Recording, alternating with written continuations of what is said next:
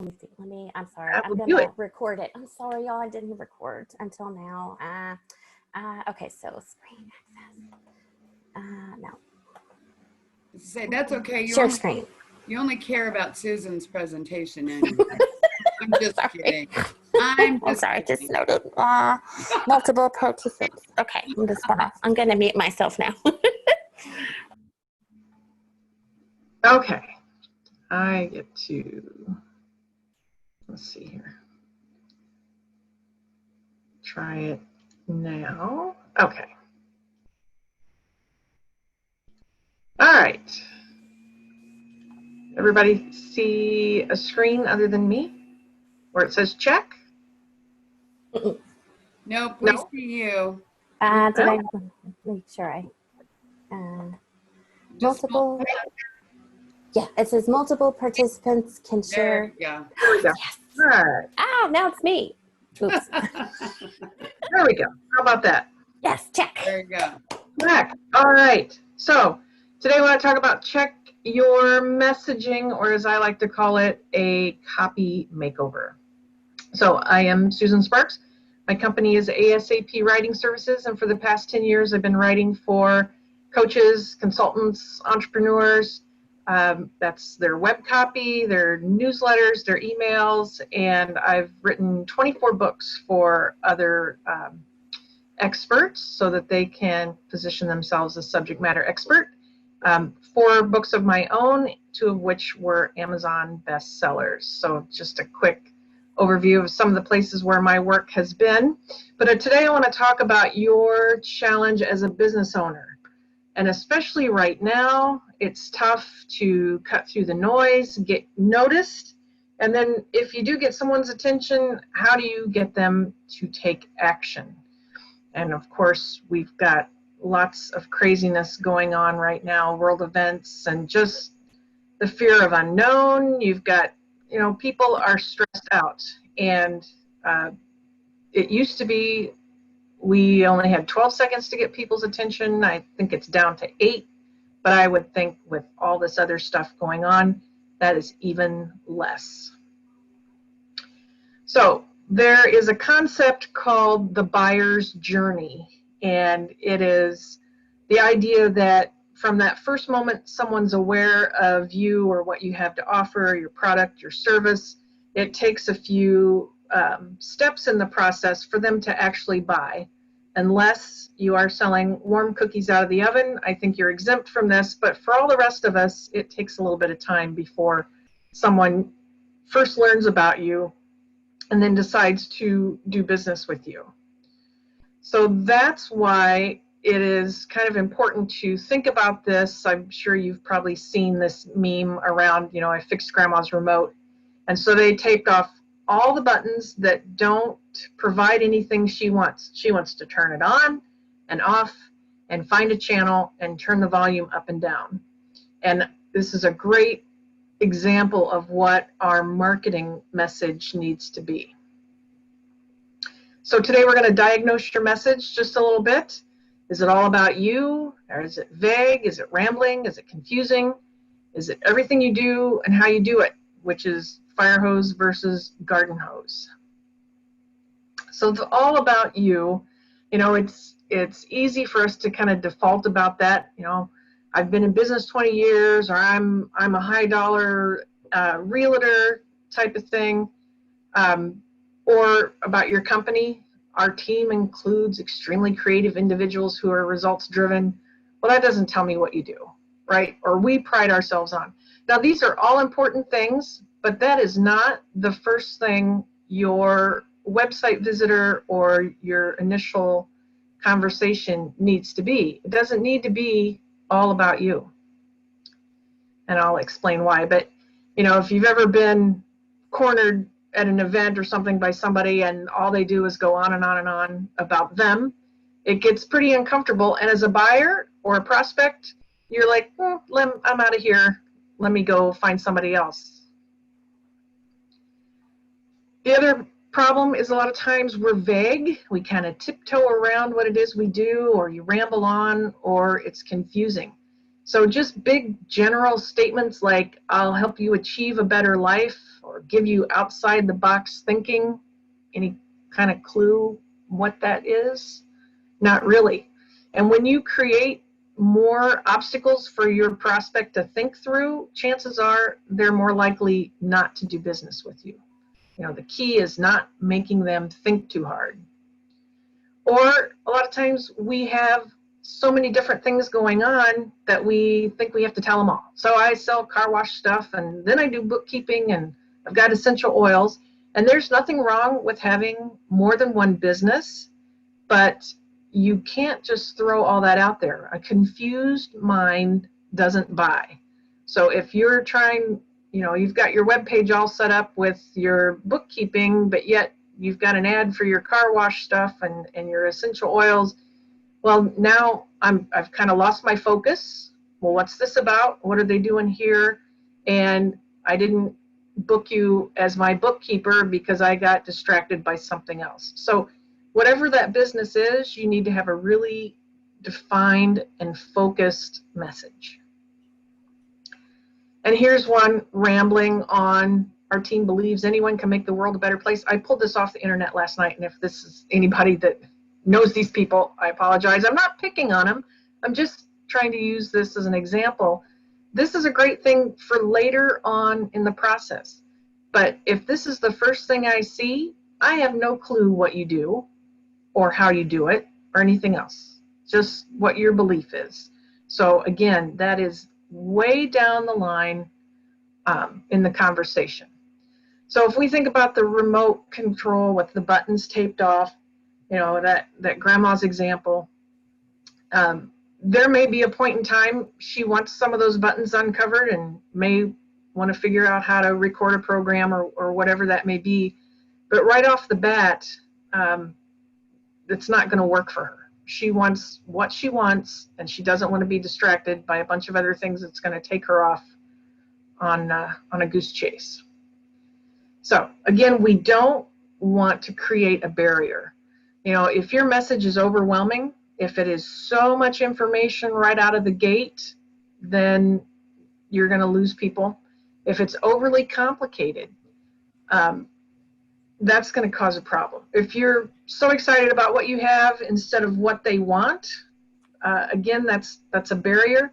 Vague, or if you're just, unless you're the cookie baker, if you're the first thing they encounter is buy from me, chances are you've lost them.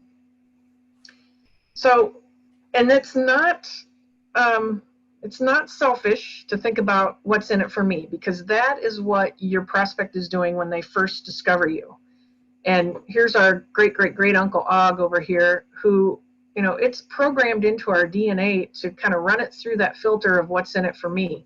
Because if he hadn't have done that, if everything he encountered, you know, that's what he thought. What's in that for me? Can I eat it? Can I sleep under it? Can I, you know, fight off somebody else that wants to take what I have to eat or where I have to sleep with it? You know, we're not being selfish. This is just how we're programmed. And so when you have a visitor to your website, or you're sending out an email or whatever it is not all about you, it is all about them. So what we want to talk about is not leading with features, like I have a 6-week program, or I have X, Y, and Z. Okay, instead it's the benefits. So if we think back to some of these examples of, you know, enhance your life, or overcome barriers, or whatever that is, those are vague. Somebody that's online searching, for instance, let's say you're a coach, they're not looking for, you know, a diet plan, or, you know, a shake or a lotion or a potion. Specifically, what they're looking for is, you know, I want to sleep better at night, or I want to get past 3 o'clock in the afternoon without a giant latte. That's the kind of thing that they're looking for. And so that's what you need to speak to.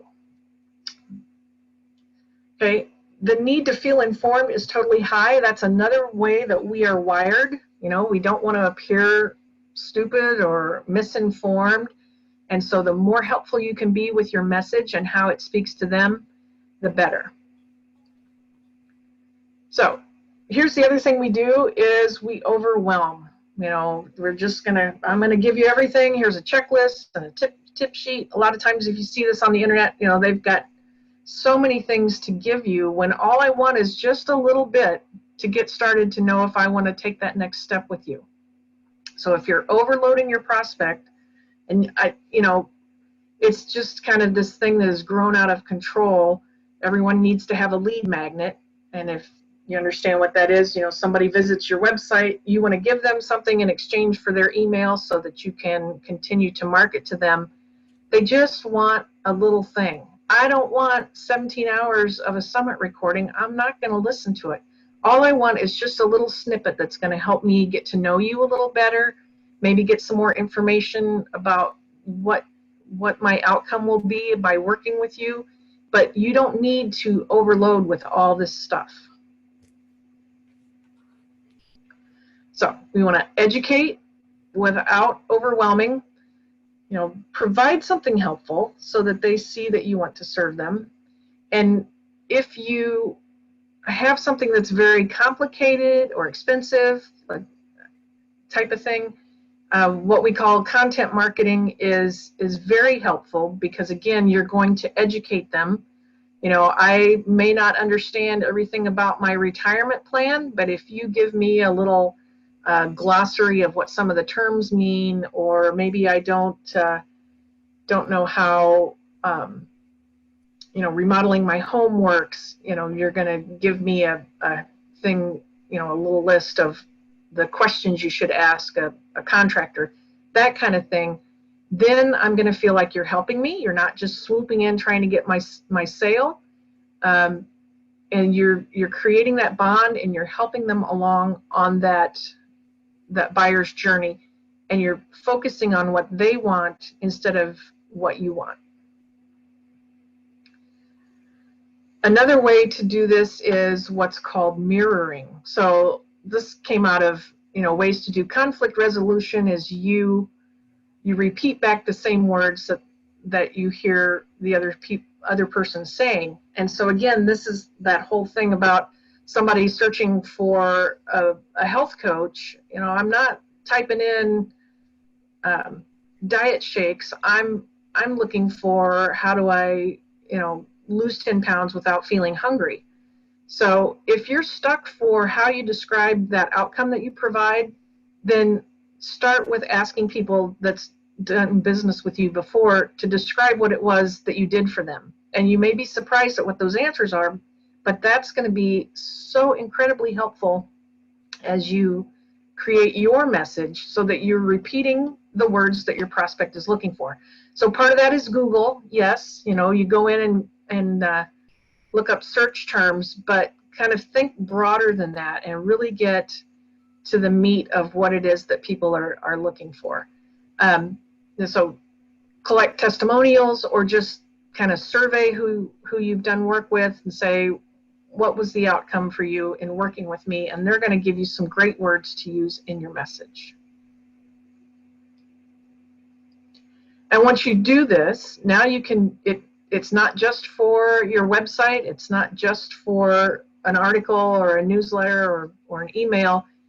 You've got the core of your message to use everywhere and kind of keep repeating those words. You know, a lot of times we're guilty of telling people what we think they need instead of listening for what it is they want and being able to communicate that that's what we provide. And the other thing too is to select just one outcome. So again, that confused mind doesn't buy. You need to be narrow, and it's scary for people because we think, well, I've got to tell them everything I do. I've got to just have it all out there because you never know and such. But the more specific you are, the more somebody can latch on to that message and understand what it is that you provide. So again, don't make them do the thinking. You know, you want it to be so clear what it is so that they can go, yep, that's exactly what I want. So there, you know, it's the new term now is micro moments. It's like when you're sitting and watching TV and you wonder who that actor is, and you pick up your phone and you look it up real quick. You know, it took them maybe 10 seconds, and now they're on to something else. So being clear is critical, so that when they have one of those micro moments, you know, how do I wear a mask without my glasses fogging up? You've got that answer right there. And again, only one point or outcome. So don't end an email with call me or visit my website or send me an email. Make it very easy. Call me today. Visit my website to see before and after pictures. Click here to schedule a call. Make it foolproof. Okay, we're trying to make it as easy as possible to attract them in. So when you have that cohesive messaging, your conversion is much higher. You can communicate what it is that you provide clearly and confidently instead of kind of fumbling around trying to explain what it is. And then you don't need to be creative. I didn't watch the time. I don't know how much more time I have, but do we know, Nicole? It's 9:05, so you know you're fine if you. Okay. All right. So I'll just share a quick story. Years ago, I had a photography business, and I was supposed to photograph all the Little League guys. And the real popular thing at the moment was the photo buttons. You know, mom would wear them on her t-shirt and put one on her purse and have one hanging up at work. And so they were a great little high profit item. But I thought photo button was a pretty bland name, and I was going to be, you know, this clever person. And so I decided to name them the League Lapel, because you play ball with your pals and you wear the button on your lapel.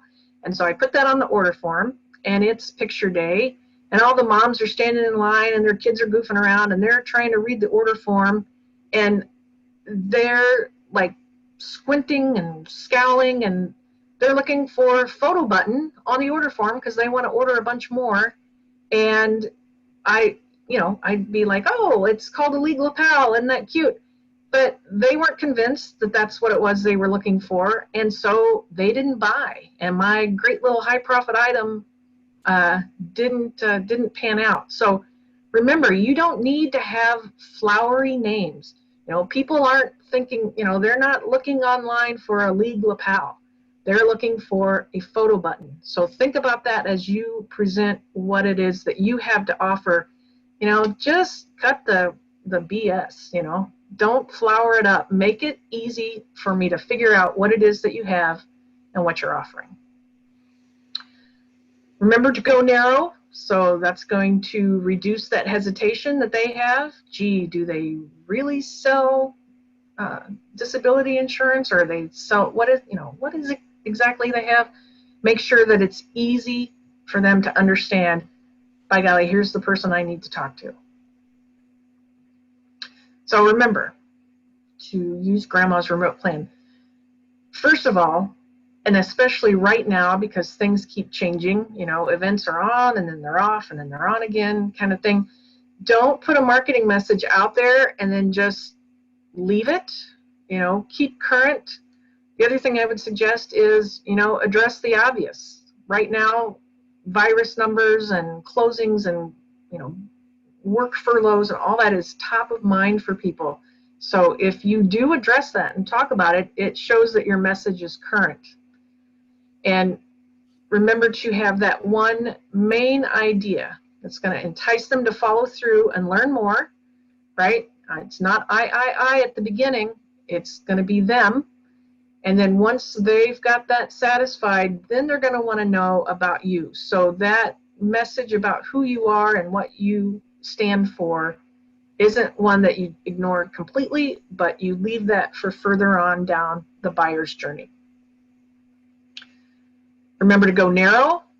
Don't name everything you do. It's too confusing. People don't remember. If I list off 5 things I do, chances are you're going to only remember 1 or 2 of them. The other thing is jargon or acronyms. When you're talking to your colleagues, yes, jargon is important. If if I'm somebody who has never thought about a coach, maybe I don't know what a coach does. If you just lead with, I'm a John Maxwell coach, well, that really doesn't mean anything to me. I don't know who John Maxwell is, type of thing.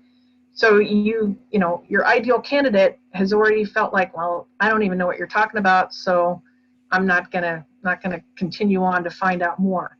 So make it easy. People, we don't want to feel like we're out of the loop. A lot of times we don't want to ask. You know, we don't want to look silly, so I'm afraid to ask you to explain what that is. And remember to mirror their language. You're going to sleep better at night instead of just saying you're going to have a better lifestyle. So, unless anybody has any questions, I do have a new program coming out soon, probably within the next week and a half, called the WSF Formula. Goes much deeper into what I shared today on how to get your prospects' attention, how to really hone in on what those words are, how to find out, and then how to turn that around and use it in your marketing. So I did put my information in the chat, but I'll give it to you here again too. And thank you very much for listening. Yay. Oh, go ahead. Thank you, Susan.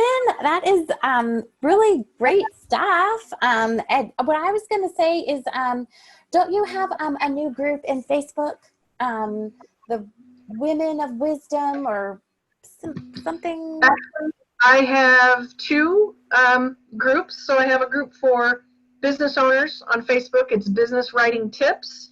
And so certainly you're welcome to join that one. And then I also have a lot of people want to learn more about doing not necessarily business writing, but just writing in general, whether it's writing essays or books or that sort of thing.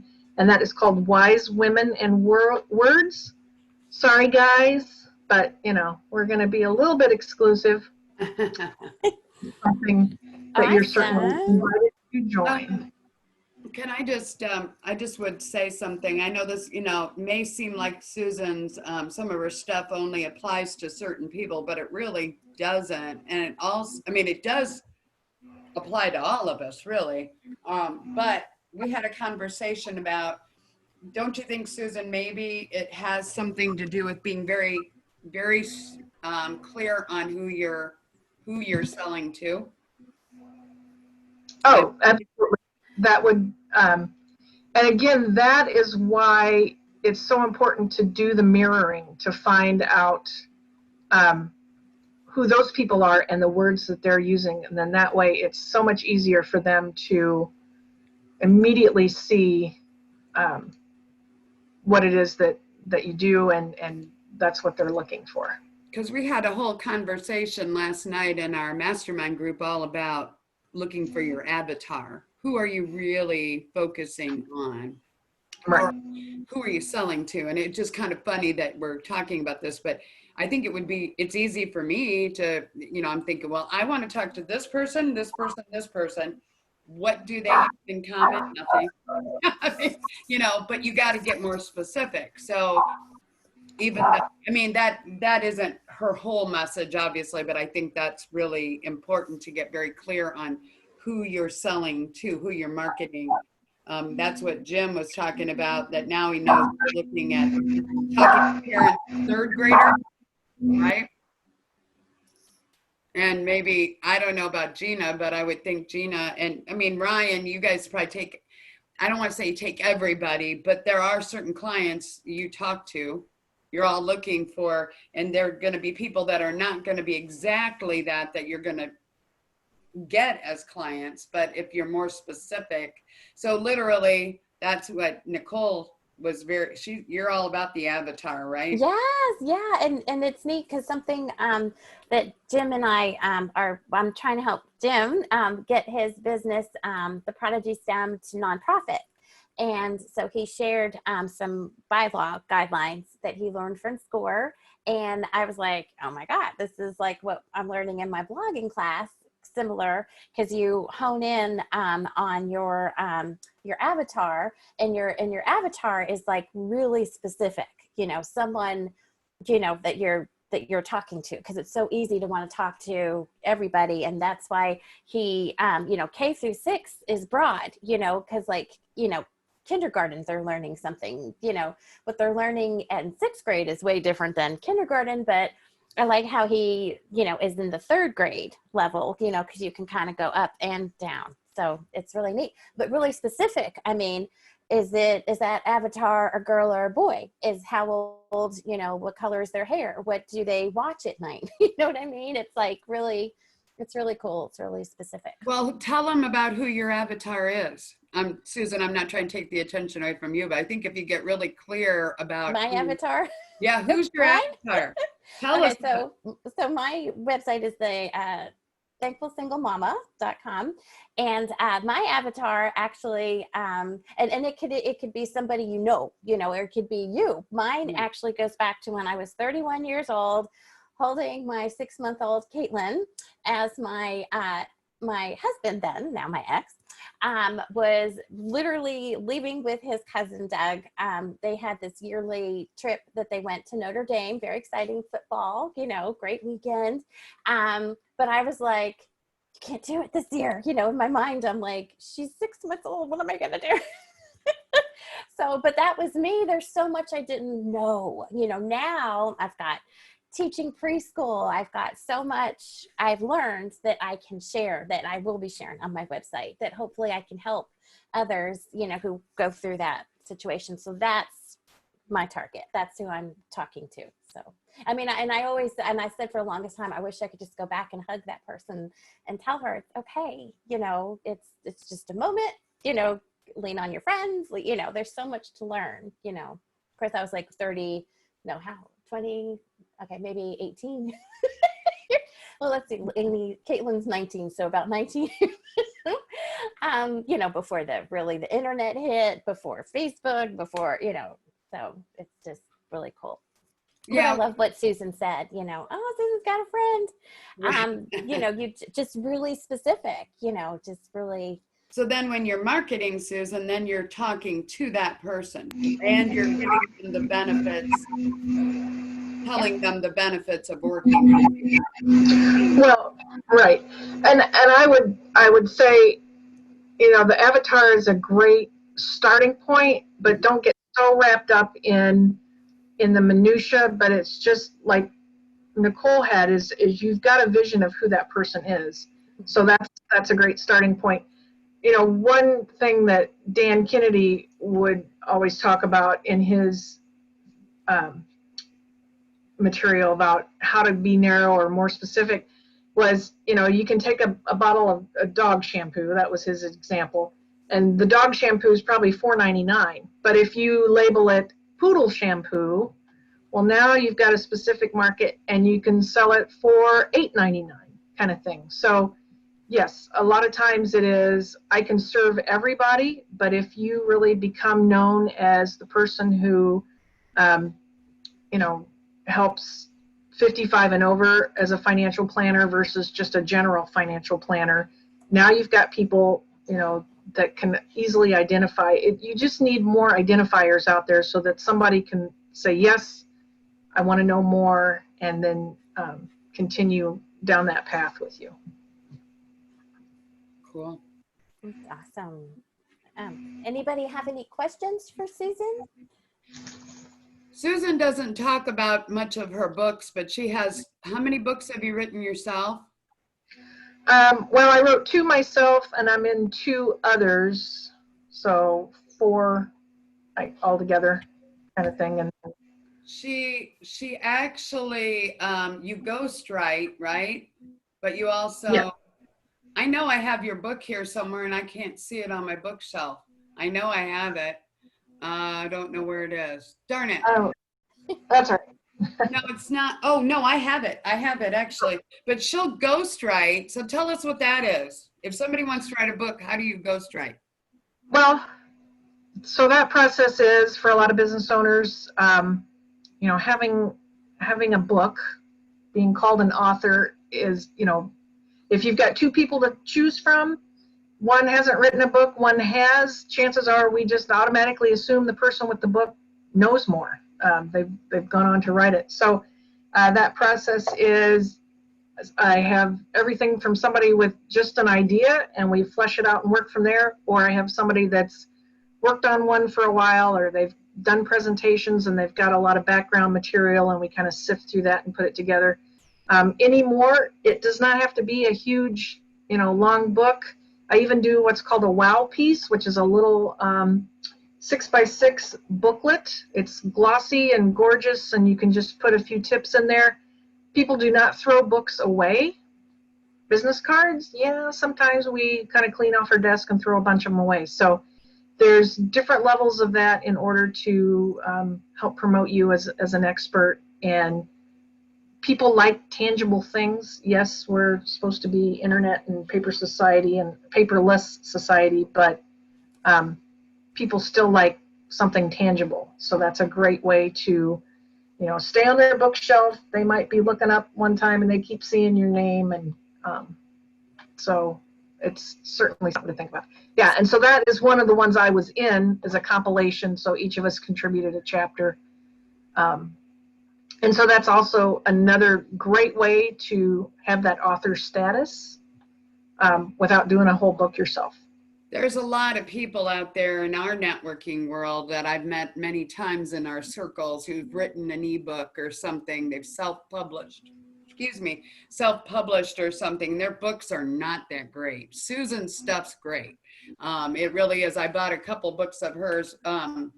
What is the one, the life jacket thing for kids? That one. Yes. Life jacket. Yeah. So that's for kids that are leaving home for the first time, living on their own or going off to college, to help them be more organized and understand things like how to read a rental agreement and what to look for when you're renting an apartment and all that kind of stuff. So I call that an organizer with a slice of motherly advice. Well, it was kind of funny, Susan, if you check our website, this is just a little story. When we were Susan helped us with a lot of the words on the website. So if you go to our TTR networking page, chances are a lot of what you read is Susan's words, because I get help from everywhere. But it's funny. I said, do you all know the word mediocrity? What am I saying? Mediocrity is what you started with. Mediocrity is the right word, but I wanted to use the word mediocrity, right? I think I did. And you said, no, it's mediocrity. And I remember thinking, how does she know that for sure? I don't believe her. But I remember, I knew she did. Here, it turns out this book is called Strong Women Overcoming Mediocrity. When I saw this book, I'm like, oh, okay, Susan knows what she's talking about.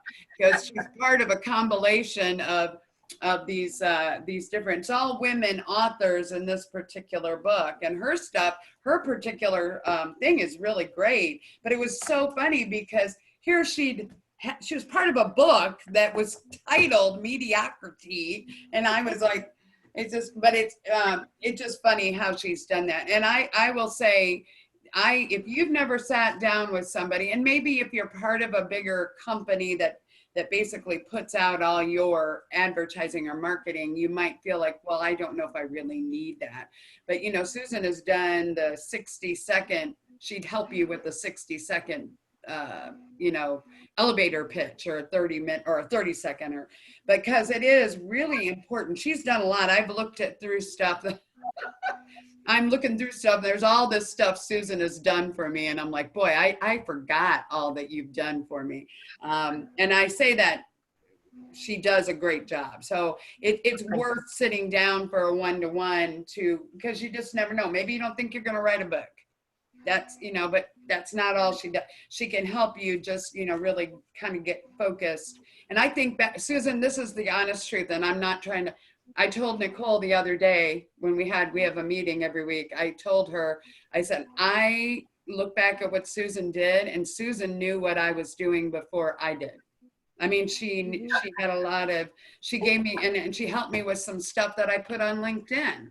And I've got, not that I did a great job on my own, but I have something like 5,000 people I'm connected with on LinkedIn. They don't know me and I don't really know them. I'm making a point of going back and starting to make those introductions because LinkedIn is a place I want to be. But I just can't say enough about what Susan has done. And you've been in the network a few years, haven't you? Yeah, probably 3 now, Yeah, I guess. probably. So it's very nice to have her. I would just say, schedule a coffee, virtual, whatever, but, get it scheduled. I'm sorry. I just had to say all that stuff because I was excited she was presenting this morning. Yes. Yeah.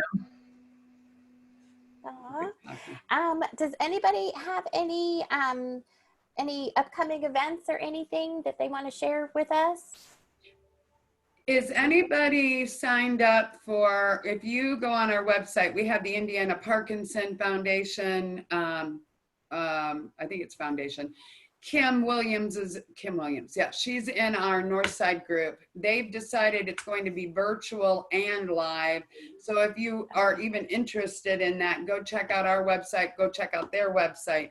All these events, the Secret Families of Hamilton County, which we got involved with because Tom Malappet was all involved in the Muncie, Delaware County group.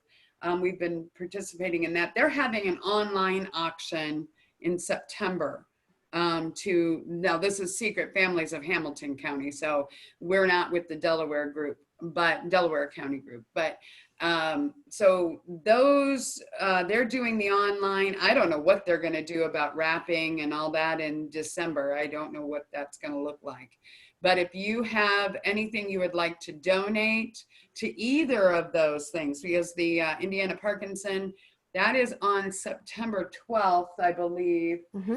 And they were going to have a meeting tomorrow they are going to have a meeting to determine whether they're going to do it, how they're going to do it. If they may just do it all virtual. I don't know. People are getting really nervous about having the live things at this point.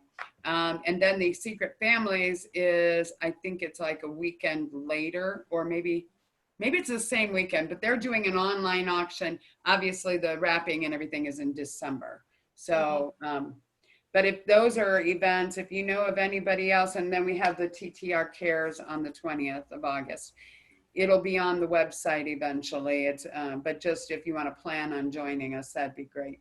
We're just trying to get the Eventbrite thing to work. It's awesome. Anybody have any events like that they'd like to add?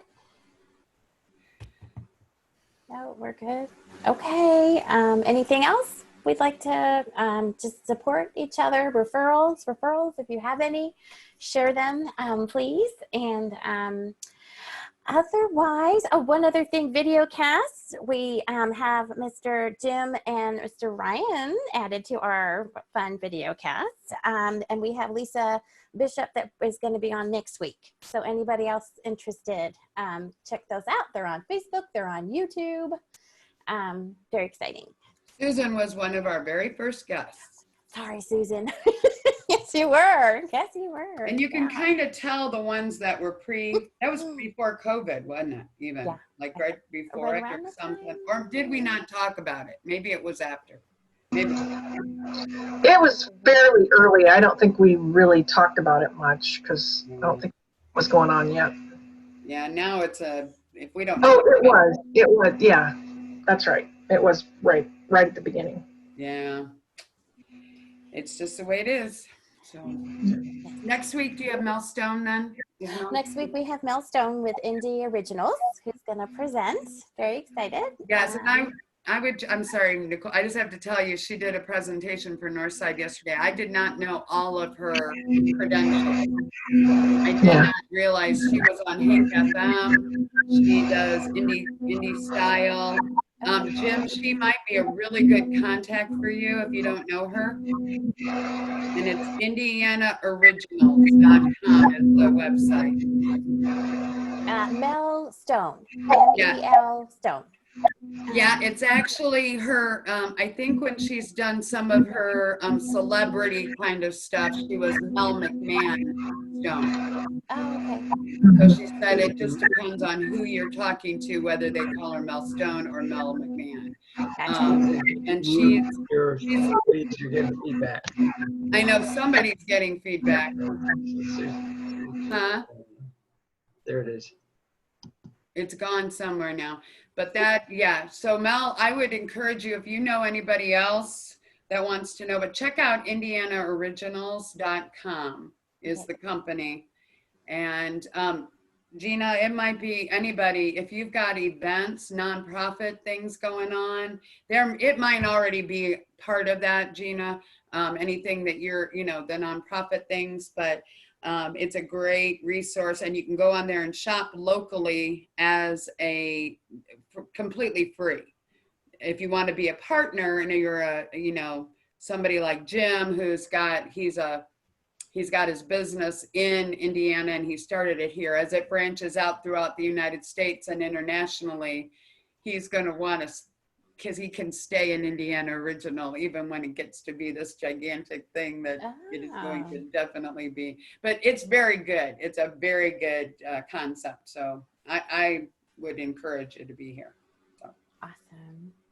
Okay. Well, thank you. Thank you, everybody. Thank you again, Susan. And I hope everybody has a wonderful week. We'll see you next Thursday. Sounds good. Thank you. Thank you. Bye. Bye. Take care, everybody.